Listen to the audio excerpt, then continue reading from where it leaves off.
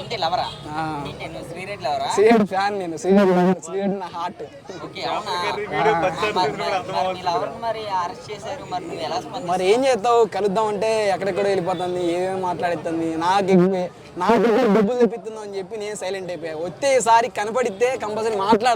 మాట్లాడి దయచేసి వద్దు మనకు ఆ రాజకీయాలు వద్దు మనం ఏదో చేపల కర్రీ చేసుకుందాము యూట్యూబ్ ఛానల్ పెట్టుకుందాము నేను నీతో ఐకమత్యంగా పాలు నీళ్ళ కలిసిపోదాం ఇద్దరము చేసుకుందాము అని చెప్తాం పిల్లలు కానీ కొద్దిగా అన్ని కావాలి కాదు పెళ్ళి వద్దే ఏమవుతుంది మనకి ఏంటంటే ఒక మార్గదర్శనంలో పెడదాము అనుకుంటున్నా నాకు కొంచెం మాట్లాడుతూ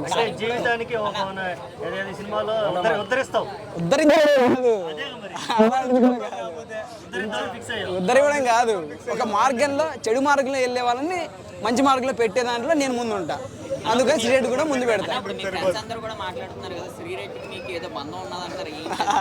నాకు శ్రీరెడ్డికి ఎటువంటి బంధం లేదు నేను హైదరాబాద్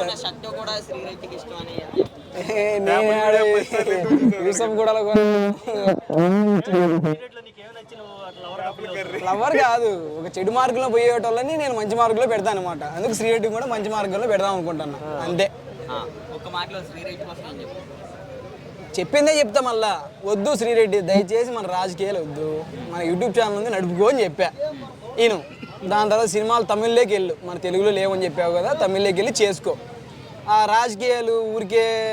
మాట్లాడాలు జైలు తిరగాలు మనకి అవసరం లేదు